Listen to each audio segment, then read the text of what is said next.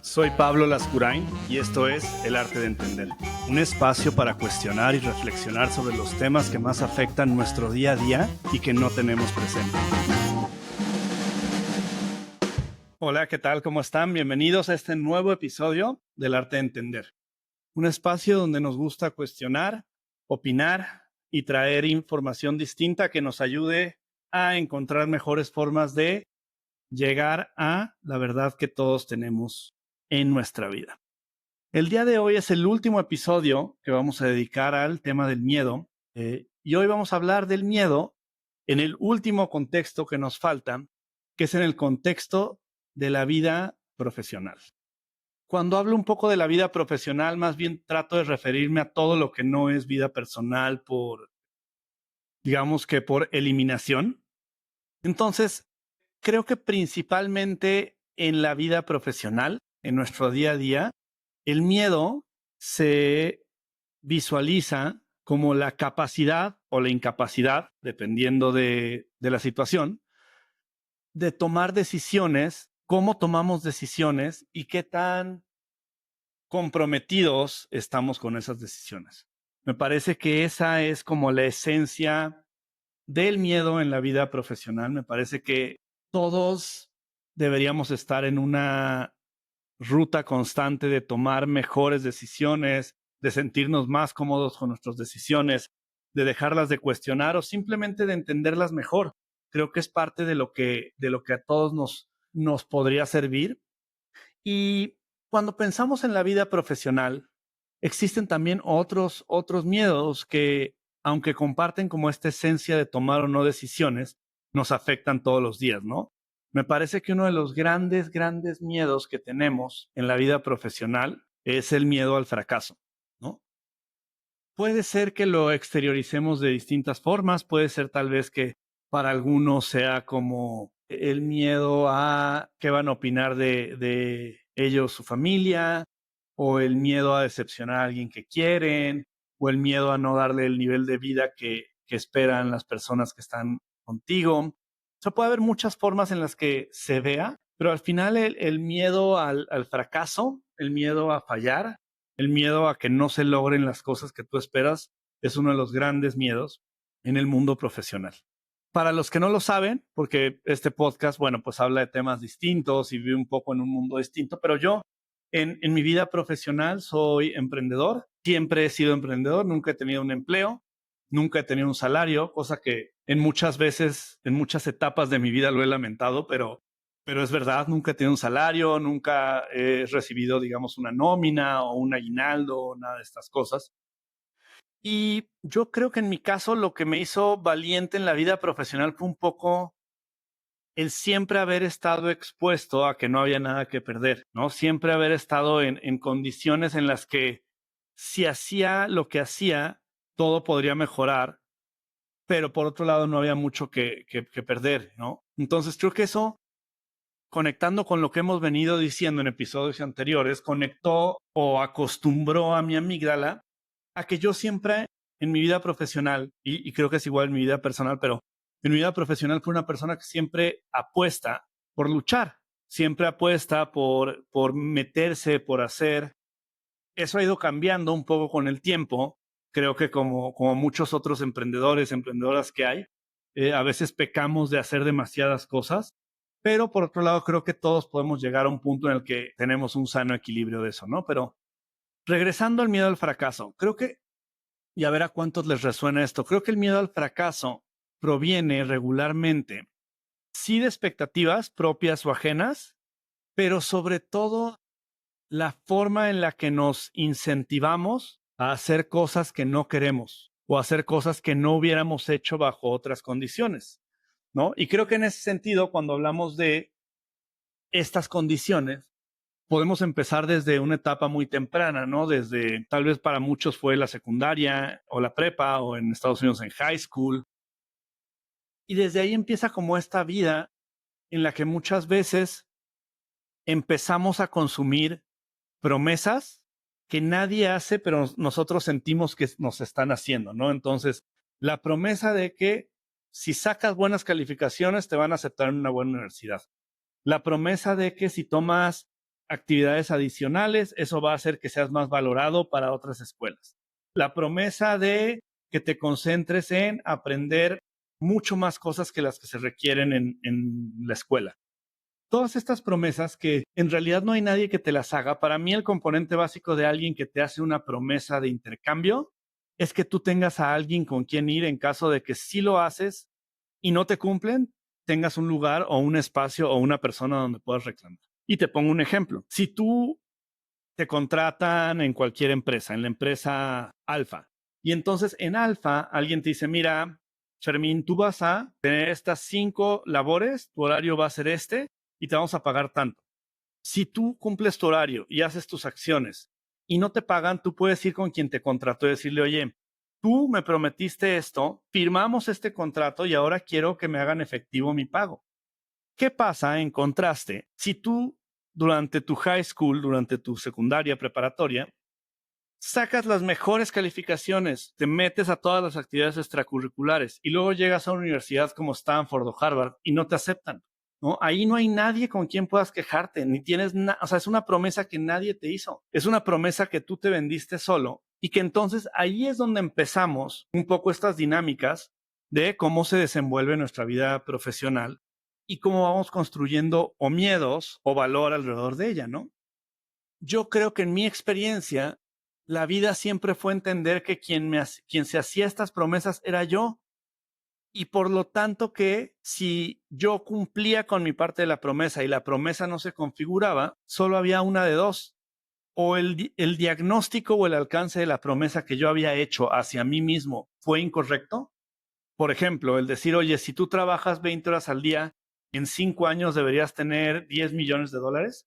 Si eso no pasa, uno, no tengo con quién enojarme ni con quién estar resentido, porque si sí trabajé las 20 horas, la promesa que hice hace 5 años está mal. Y si no trabajé las 5 horas y no tengo los millones de dólares, pues porque no lo cumplí, ¿no? Entonces, eso lo que hace es una cultura personal de mucha accountability, de mucha como atención a que soy yo el responsable de lo que me pasa y soy yo el responsable de lo que me sucede. Entonces, ¿qué pasa cuando creamos una cultura o una forma de pensar en donde nosotros mismos somos el principal responsable de lo que nos pasa?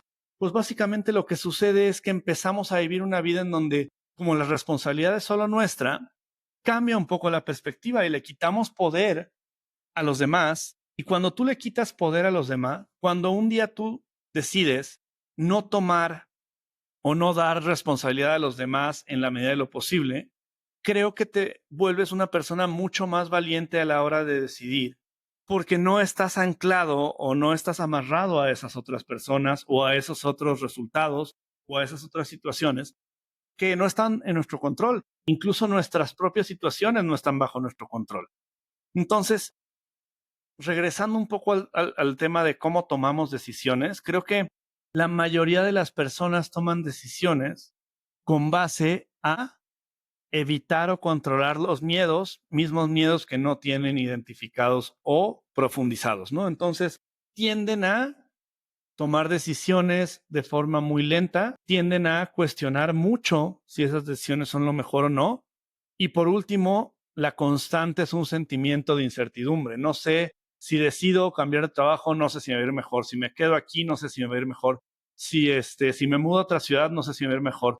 Y empiezas a tener la constante de la incertidumbre, porque todas las opciones que vas viendo y todos los caminos que vas tejiendo resulta que dependen de otras personas, de otras situaciones y de otros momentos.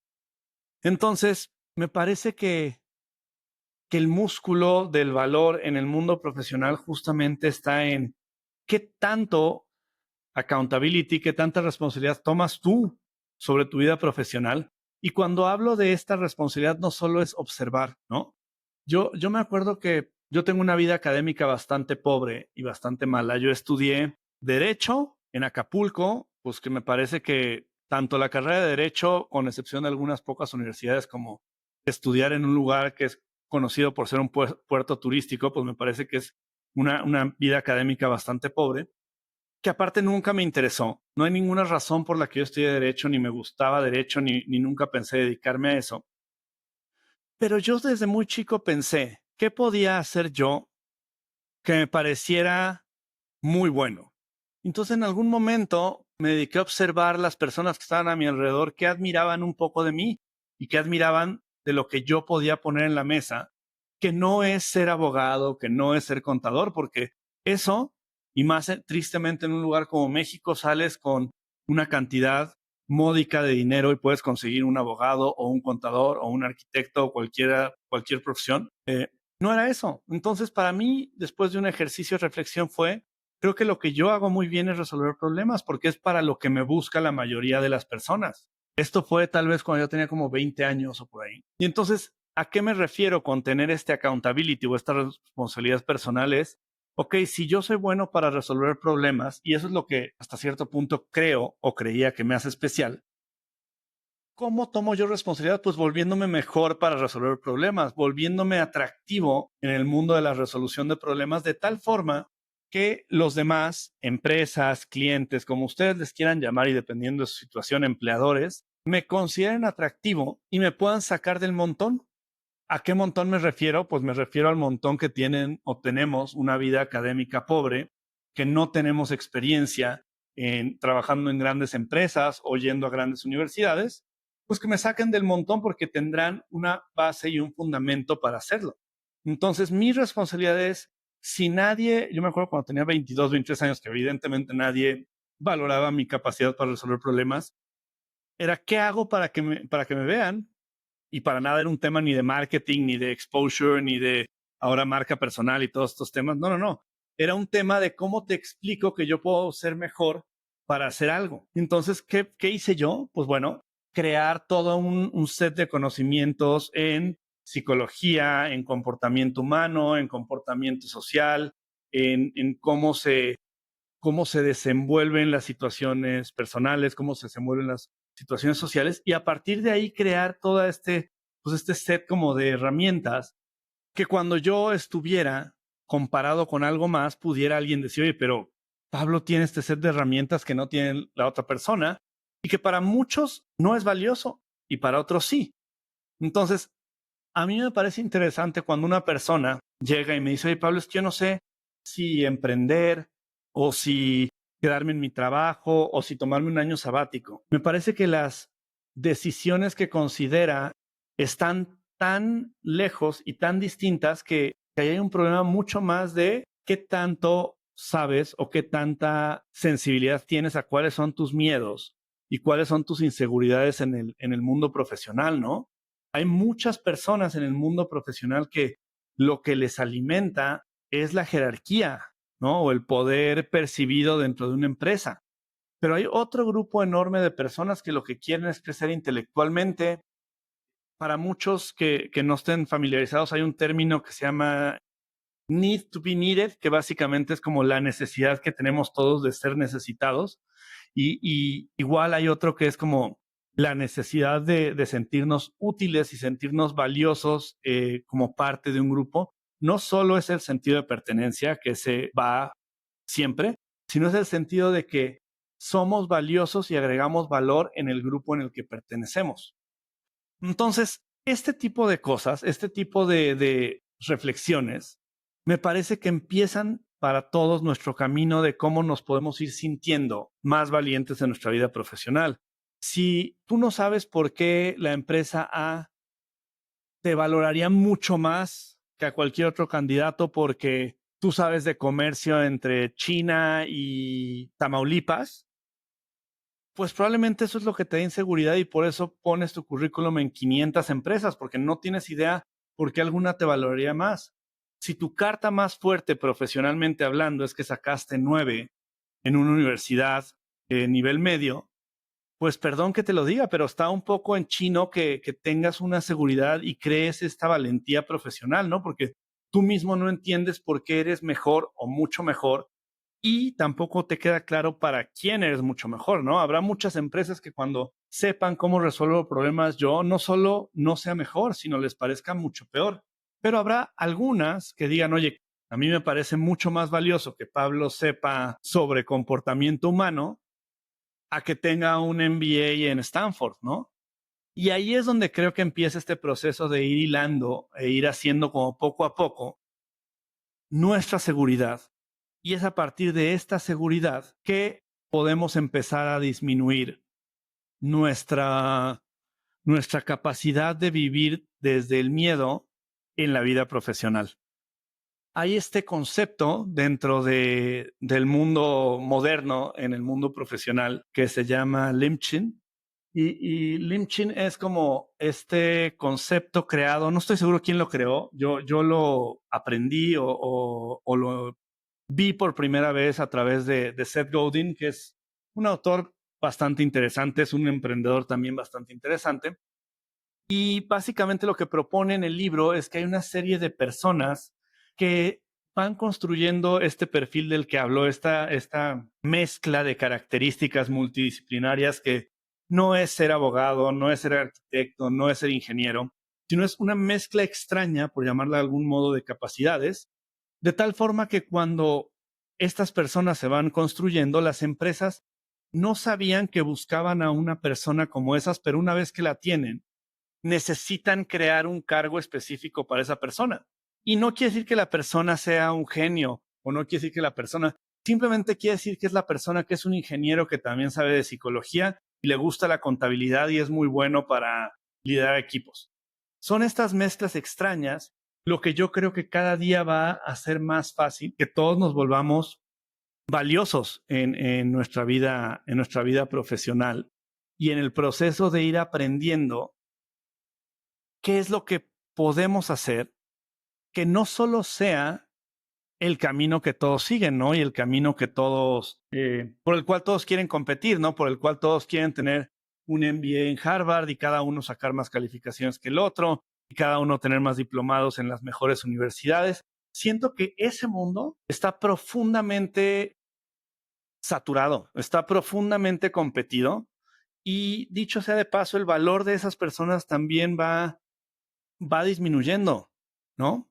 Creo que conforme vamos entendiendo estos miedos, también podemos ir desarrollando como estos mecanismos de control que nos van a ayudar justamente a navegar en estas decisiones profesionales, a ganar confianza y a entender cómo podemos ir poco a poco volviéndonos personas más seguras. Creo que cuando estamos ante disyuntivas tenemos que crear dos grandes categorías para empezar a ser más valientes. La primera es la categoría práctica y tiene que ver con nuestra realidad financiera y nuestra realidad de valor en el mercado, ¿no? Hay más empresas que nos quieren, tenemos la posibilidad de subsistir en lo que transicionamos de un lugar a otro, tenemos la capacidad de regresar a donde estábamos y creo que eso se conectaría más, hablando en el primer episodio de esta segunda temporada, con el tema a la supervivencia, ¿no? O sea, realmente si renuncio a mi trabajo para emprender o si cambio de carrera, realmente está en juego mi supervivencia, realmente me puedo quedar sin un lugar donde vivir, me puedo quedar sin una tranquilidad de que puedo cubrir mis gastos elementales de comida, de vestimenta, de transporte o no, ¿no? O sea, me parece que esa es la primera gran reflexión. O sea, esto es un riesgo percibido o es un riesgo real que puede suceder. Y la segunda parte, que es la parte, a mí me gusta llamarle como la parte filosófica, es qué quiero y cómo me gustaría que se viera mi vida profesional en algunos años. La mayoría de las personas, creo que equivocadamente, les gusta pensar en su vida profesional a futuro como en dos ámbitos. Uno es en el reconocimiento que tienen de los demás, que básicamente es yo quiero en 10 años ser el director general de la empresa o yo quiero ser socio del despacho, ¿no? Esa es una dimensión. Y la otra dimensión tiene que ver con dinero, ¿no? Entonces yo en 5 años quiero tener un trabajo que me pague $10,000 mensuales y eso es lo que quiero. Y el problema con eso es que eso no es un objetivo que nos apasione y que nos enfoque en un propósito. Es un objetivo genérico que entonces nos quita la motivación del día a día y nos da una motivación romántica por un tiempo muy corto. Entonces, ¿qué pasa? que a mí cuando yo le pregunto a alguien, ¿cómo te gustaría ver tu vida profesional en 2 años, en 5 años, o en 10 años, o lo que sea? Me gusta que sea mucho más descriptivo de cómo se ve el día a día. ¿Interactúas con gente o no? ¿Conoces gente nueva o no? ¿Estás en proyectos innovadores? ¿Estás en proyectos que van a crecer a una gran escala? ¿Estás en proyectos que implican mucha profundidad? ¿Estás en proyectos que tienen un impacto positivo en el mundo? ¿Estás en proyectos que crean rentabilidades enormes? ¿Estás en proyectos que te permiten trabajar muy pocas horas al día? ¿Estás en proyectos que son muy rutinarios y por lo tanto te permiten tener una vida muy rutinaria? Todas estas preguntas, ¿tienes tiempo, no tienes tiempo? ¿Quieres cada vez tener menos tiempo? ¿No te importa? ¿Te gustaría dedicarte a otras cosas aparte de lo que haces? Esas son las preguntas que a mí me importan, porque creo que también ahí hay un valor, ¿no? Hay un valor a que alguien diga, oye, ¿sabes qué? Yo quiero en algún momento tener una fundación, y entonces habrá a lo mejor una fundación de alguna empresa que le parezca maravilloso, que la persona que dirige su fundación un día va a tener otra fundación y en vez de convertirse en un costo o en un punto en contra, es un punto a favor, ¿no?